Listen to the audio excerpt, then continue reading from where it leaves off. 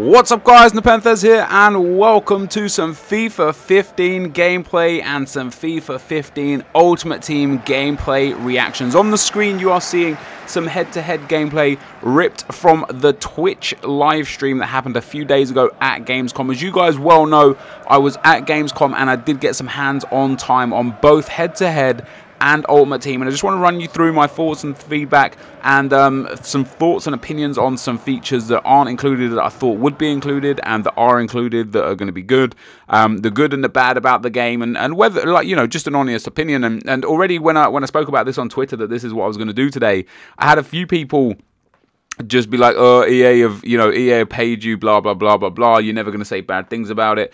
Now bear in mind, EA have never paid a YouTuber to say good things about their game, I promise you that. And before we get into why sometimes we say good things that turn out to be bad, just bear in mind that there is no capture event this year for YouTubers because of coin sponsors, and EA are very, very anti-coin sponsors. So with that in mind, think about how much EA really would actually pay us to say nice things about a game when they don't even want to work with us due to the coin sponsors. So with that in mind, I tried to explain this once in a live stream because somebody asked me, why do you say good things about the game when you go to the capture events and to Gamescom, and then when the game comes out there's errors? And it's quite simply because when you first get the game, you play a handful of games with it. You play 10, 15 games. I've played around 15 or 20, I suppose. And in that short period of time that you get to play the game, you're so overawed with the brand new features and the new things within the game that you don't really pay attention to what's negative in the game. And on top of that, when I'm playing at Gamescom, I'm playing against other YouTubers. You know, I played against Bateson, against Fangs, I played against Footwears, against Clutch, against Capgun Tom. I can't even remember who else I played against. So I'm playing against YouTubers that aren't looking to exploit the flaws in the game. But when you get online, you're playing against thousands, tens of thousands, hundreds of thousands of different kind of people that want to do nothing but exploit every single possible flaw within the game. So it's a different playing experience when you're playing at Gamescom with what is also an unfinished build compared to what happens when you play 10 or 15 games a day when the game is fully released. So with that in mind, what I say here it is my honest and personal open opinion of FIFA and FIFA Ultimate Team. And that opinion may well change when the demo is released and when the game is released, depending on how the game plays at those times. So bear that in mind. So first of all, we're going to start with the head-to-head stuff, guys. And head-to-head actually felt a lot smoother this year. I played more head-to-head than I did Ultimate Team. It felt really, really smooth. The passing is really crisp.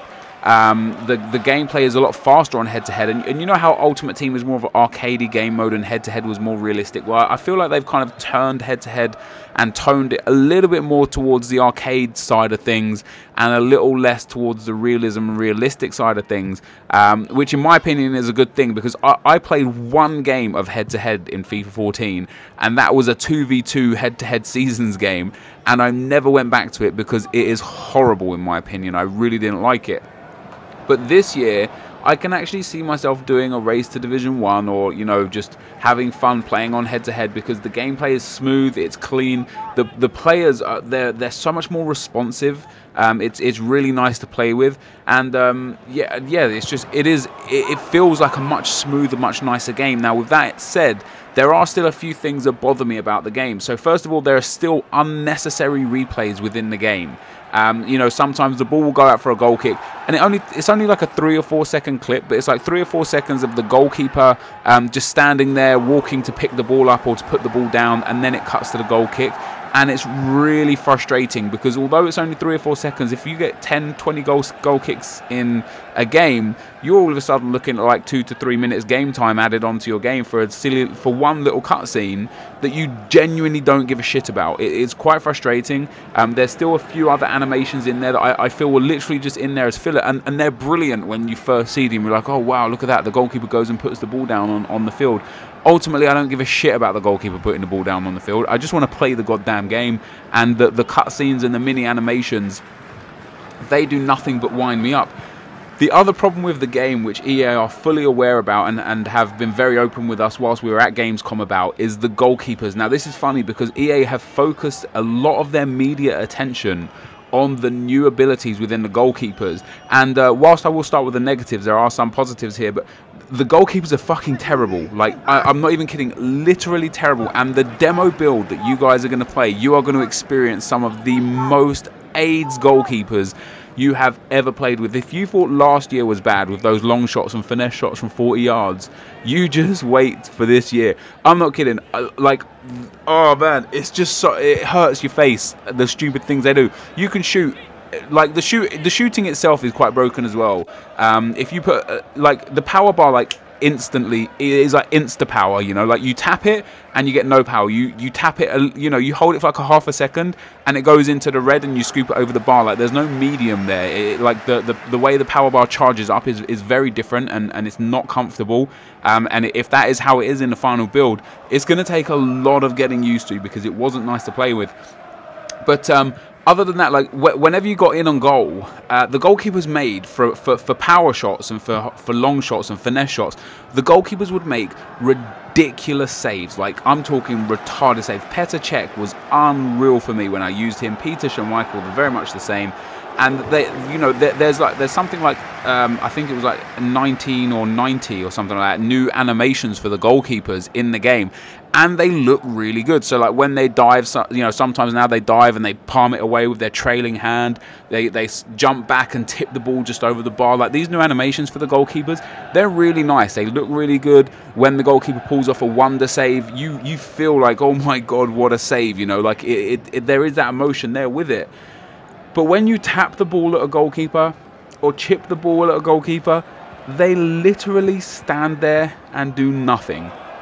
I was playing against Fangbanger in one game, and she broke through, and I pump faked the keeper, and she tried to chip me. The keeper went back in. FIFA 14, he just catches it, right? It's one of those ones where he's just standing there and it's like, lol, you know, the ball's going 1 mile per hour, he just catches it.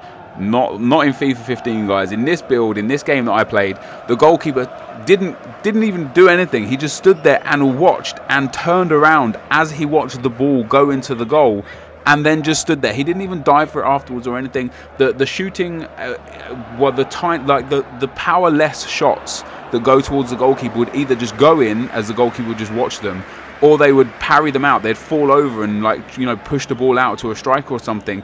And any shot that was kind of at the goalkeeper and down the goalkeeper's throat just went in. Like, I saw Bateson and Capgun Tom Clutch score some just ridiculous goals where the goalkeeper would just stand dead still, not even try and save the ball, and it would just fly into the back of the net when he could easily have just stuck out a hat, like, you know, literally just put up his arms into the air and caught the ball, and it would have been as easy as that.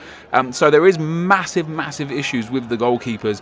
Like I said, though, EA are very, very aware that there are issues, and they're trying their best to fix it before the game drops. Whether or not that will happen, I don't know, guys. You know, I really don't know.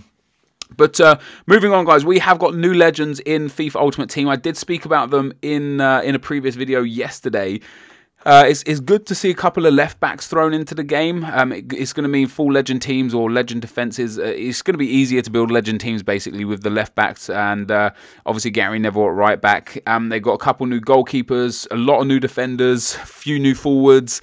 It's nice to see the legends there. It's a shame some of them are missing, you know, like I said before, like Zidane, Ronaldo, there's, you know, maybe Beckham, maybe Giggs. There's just a few guys there that I would really have liked to have seen. Hopefully EA can put some more legends in before the FIFA 15 is released. I don't know if they will. I think this is going to be it for this year, but that's not too much of a problem. Like, there's more legends, you know, more chances to pack a legend, more variety with the teams you can build within the legends, and just offers a little bit more. And then we go on to actual Ultimate Team. The gameplay is really, really nice. There's a lot more 5-star skillers in FIFA Ultimate Team. Now, the stats aren't final, so any videos you've seen of people dropping player stats and such, I mean, I wouldn't expect them to change massively, but I really wouldn't pay too much attention to them just yet, because until the game is released, the stats are not final.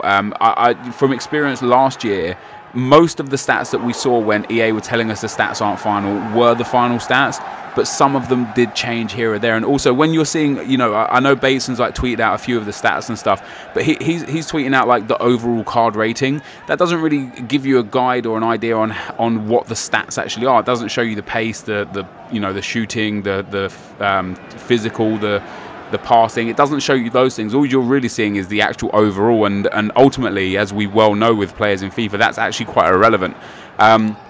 With that in mind, guys, talking about stats, there is a new card stat for the first time ever in FIFA Ultimate Team. We have got rid of the heading stat and now have the physical stat, which is kind of a mixture of everything physical in the players' like in-game attributes put together.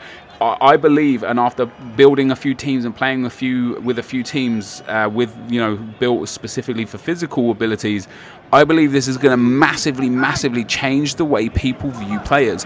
When you have some defenders, like there are some defenders that we use a lot this year. I can't remember examples because like I was in a rush when I was playing. I was trying to remember everything and stuff, but there was a few defenders that we use this year that actually have low physical stats. And now if you've got a striker like Balotelli who has quite high physical stats because he's strong and he's good in the air and good with the ball, he's going to bully those defenders off. And whether or not they've got good defending, for me, it's going to make squad creations far more entertaining and far more interesting, trying to get that balance right of having a physical team but also a technically gifted and pacey team. It really does open up so many more opportunities to use defenders that you wouldn't typically use just because they have bad pace. Well, now that the physical and defending stat is there, I think it really does open up a new world of players that we're likely to see. Other than that, guys, there are a few new changes to Ultimate Team. The pack animation, it is smooth. People say it's quicker. I believe it actually still takes as long to open a pack as it did before. I can't really see any changes there. The pack animation is nice though. It's crisp. The player cards look decent. Obviously there's a lot of new players in and out of the game, new transfers and stuff. That kind of goes without saying. That's not really new. Something that I thought was going to be an Ultimate Team this year that isn't, it's only in head-to-head, is custom leagues. I really believed I watched a video or read a tweet or read a document somewhere that said Ultimate Team will be having custom leagues, and it turns out that's wrong and it's head-to-head.